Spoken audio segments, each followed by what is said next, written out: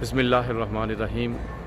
मस्जिद क़िबलातैन ये वो जगह है कि जहाँ पर हुज़ूर नबी करीम सल्लल्लाहु अलैहि वसल्लम ने दो क़िबलों की तरफ मुँह करके नमाज़ पढ़ा था।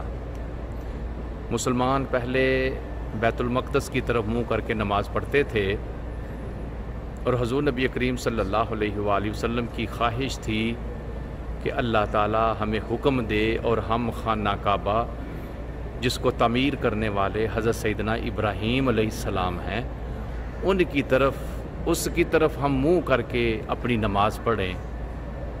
आपकी दुआएं थी, इल्तिजा थी कि कब हुक्म नाज़िल हो और हम खाना काबा की तरफ मुँह करके नमाज़ पढ़ें। रब ताला ख़ुद इरशाद फरमाता है, कद नरा तकल्लुब वजहिक फिस्समा फलनुवल्लियन्नका क़िबलतन तरदाहा। महबूब तेरा चेहरा उठा उठा के आसमान की तरफ देखना हम देख रहे हैं और हम वही क़िबला बनाएंगे जो तू चाहता है। फिर एक वक़्त आया कि जब कबूलियत हो गई तो फरमाया फ़वल्लि वजहक शत्रल मस्जिदिल हराम। ऐ मेरे महबूब, अब मैं हुक्म देता हूँ अपना चेहरा खाने काबे की तरफ फेर लो। चुनाचे अल्लाह के नबी ने खाने काबे की तरफ अपना चेहरा फेर लिया और फरमाया वहैसुमा कुंतुम फवल्लू वजूहकुम शत्रा। अल्लाह के नबी के पीछे नमाज़ पढ़ने वालों, तुम भी अल्लाह के नबी की खुदा करते हुए अल्लाह के नबी के साथ अपने चेहरों को खाने काबे की तरफ फेर लो। अल्लाह के नबी ने 2 रकतें बैतुल मक़दस की तरफ मुँह करके नमाज़ पढ़ाई थी। 2 रकतों के बाद जब हुक्म नाज़िल हुआ तो बाकी 2 रकतें अल्लाह के नबी ने खाना काबा की तरफ मुँह करके नमाज को मुकम्मल किया था। इसलिए इस मस्जिद को कहते हैं क़िबलातैन।